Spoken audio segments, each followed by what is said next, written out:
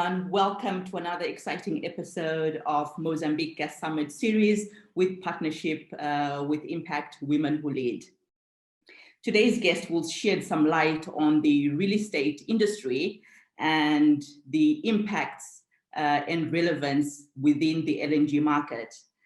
So we have Pedro Coimbra, who is the MD of Casa Coimbra based here in Maputo. Pedro, welcome. Hi, Anisha. Thank you for having me. So Pedro, tell us a bit about yourself and your business. So Anisha, my name is Pedro Coimbra. I'm the general manager for Casa Coimbra Real Estate. I actually come from a hospitality background. We started the real estate business about 5 years ago when we realized there was an opportunity to fill the gaps within the industry itself. There was a gap in general lack of knowledge, there was general lack of trustworthy data, and there was lack of marketing tools to market our beautiful properties. So back in 2016, we created Casa Coimbra Real Estate, which is an intelligent platform and app that allows you to search anything from warehouses to apartments and homes. Wow, that's very, very interesting. Congratulations. Thank you very much. So tell us about your, real life challenges, if I should put it that way, and how you have overcome them. Well, to start off with, I think COVID has definitely been a real life unexpected challenge. And with us being a business that's based on people's relations and physically touring apartments, warehouses, and offices, we basically had to learn to adapt to the new normal and overcoming these obstacles. How does one overcome this?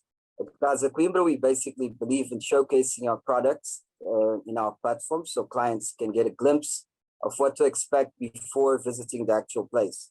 We've also created virtual tours. So basically customers call into our online WhatsApp call, WhatsApp number or Zoom or Skype, and we physically take you to visit 3 choices of your apartments, having an opportunity to look at every single detail from the comfort of your home. So how has the pandemic affected your business, or what have you learned from it? So COVID was just something that no one could have predicted, not the economists, not the real estate agents, and especially not the home builders. 2020 was the summer of booming home sales and evictions. The affluents are taking advantage of the rate drops to buy bigger homes. Meanwhile, renters face more job losses and face evictions. Companies basically needed to evolve. And before COVID, some businesses were looking for spaces with gyms and lounges and meeting rooms. And the demand now is for indoor air quality, touchless technologies, and appropriate distance between cubicles. Some businesses are going for business center solutions, which is a sector that we have many partnerships with, and we feel that it's something that companies are going for right now. But overall, tenants are primarily looking for healthy and safe building environments and a property owner that cares about their tenants' well-being, and we seem to be offering those solutions. Wow, it's just amazing how, a lot of businesses have just pivoted and adapted into, I don't know, what we can call the new normal, if that exists. Yeah. And it's amazing to know that us here in Mozambique, we are also doing it, and we are successfully implementing these changes. So how can as a real estate provider, and how can you benefit from them? So Anisha, since the days that we heard about LNG in Mozambique, we have basically been preparing for this. Since we first got the first news, we've been preparing. And companies in this sector can benefit from our knowledge of the market prices of the different regions. The exploration happens up north, but most of the families actually reside in Maputo. So we've been finding solutions for accommodations for the families in Maputo, and even up north where the subcontracting companies need warehouses. Pre-COVID, we were looking for apartments, for example, for E&I, under a request that came straight from Portugal, company based in Portugal. So we would like to reach out to all of these oil and gas companies and subcontractors and let them know that our local companies have the capacity to handle these requests. For example, Total has put out an online tender the other day, which we applied for, but we are not exactly sure if we got declined due to lack of documents or if there was something that we were supposed to improve, but we just felt that we didn't get enough feedback.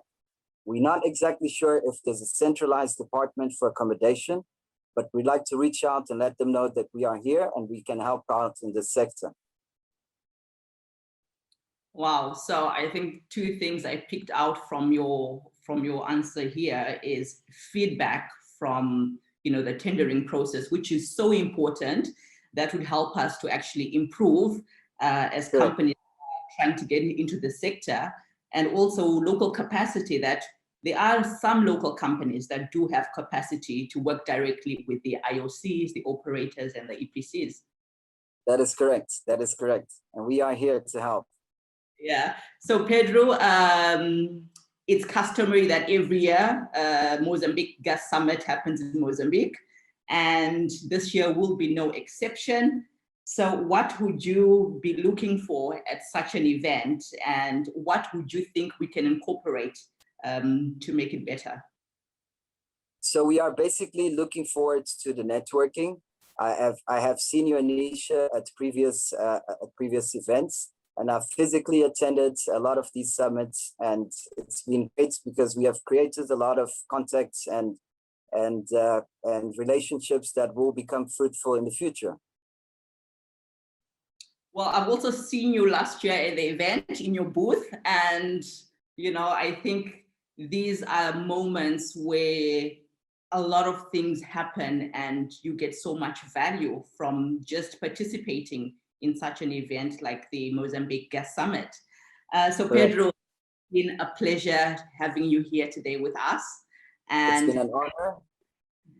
Thank you for allowing us to share some of your experiences.